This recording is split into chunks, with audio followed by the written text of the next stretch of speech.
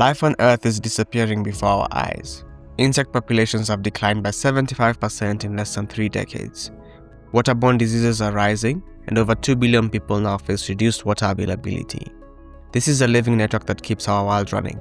From tiny insects to big predators, every species plays a part in keeping nature balanced, giving us clean air, fresh water, food, medicine, and healthy soil.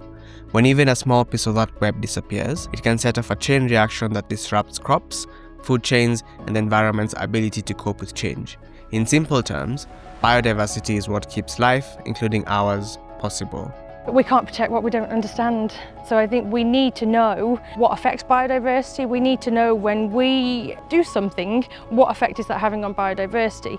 And the opposite, when we actually do something to protect biodiversity and reverse those changes, is it actually having an effect? We know that there's an unfortunate mismatch between where most biodiversity is located and where access is to the tools to understand it.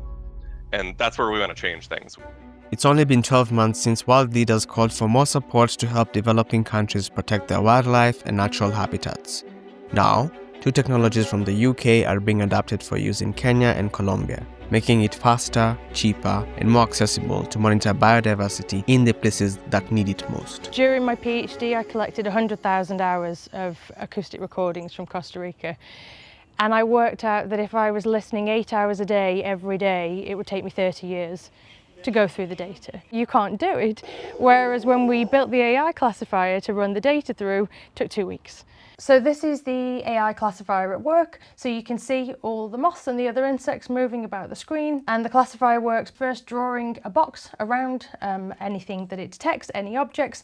It then tracks them across the screen to avoid overcounting. And then it puts a classification, a species classification onto the moth. And then it also tells us how confident it thinks that it is.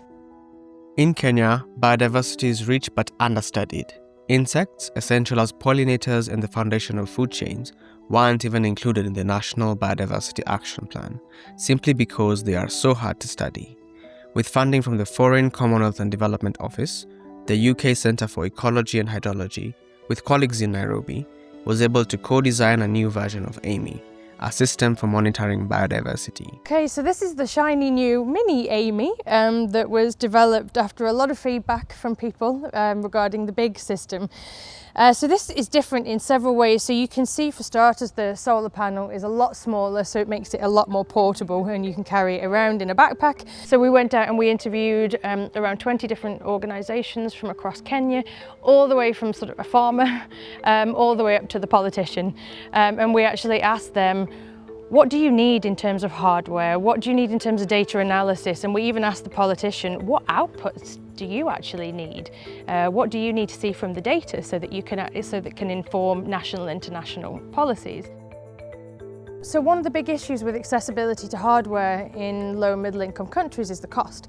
So the big system costs in total to set up everything with the batteries and the panels, costs around £6,000, which is incredibly expensive. So we did an assessment during the disco to look at what would those costs be if we actually were to produce the AMY system in Kenya. So we worked with some local engineers in one of the universities and they priced up everything for the parts in Kenya instead. We actually found that you could source all the parts in Kenya, as many of the parts as we could source in the UK, they could source in Kenya, and we managed to reduce the cost of the system by 50%. Which is absolutely massive. And in terms of being able to access hardware, it's a game changer. The FCDO pioneers that we worked with, Emmeline and Rubina, were fantastic. We couldn't have done the project without their expertise. I think when it comes to biodiversity, understanding biodiversity and understanding biodiversity loss, it's really connected with human impact. And part of that is illegal wildlife trafficking. The illegal wildlife trade is the 4th largest illegal activity in the world and threatens more than conservation. It increases the risk of disease to crops and even transmission to humans. Release an animal to the wrong location and you risk damaging fragile ecosystems. Keep them in captivity and you've lost the chance to restore wild populations. Cuando las especies son incautadas, llegan a unos hogares de paso donde pueden pasar el resto de su vida sin ser liberadas. Parte de esto responde a que es muy difícil saber de qué especie se trata, cuál fue la especie objeto de tráfico, porque darle un nombre científico es complejo al contar con tanta diversidad. In Colombia, the MinION device is being used to identify yellow-crowned parrots, a commonly trafficked species, with astounding success. The UK has really led on this type of technology innovation and development. So what I'm holding in my hand here is the generation of the MinION device that I first had access to in 2014. And so what it is, it basically looks, like a thumb drive. Some people have, different ways that they like to describe it, but you can see the size, it's very tiny. And it really connects to a laptop through a USB port. So when you open it up, this is where the magic happens. You basically will take your samples, you'll extract DNA, and then you'll load it into that little port. And all of a sudden now, when you plug it into your laptop and you start running it, you start decoding DNA in real time. The data just starts flowing to your laptop. And that's why it's such a cool instrument, because you can see how tiny it is. Now all of a sudden, you're not constrained by historical giant DNA sequencers that we're all used to.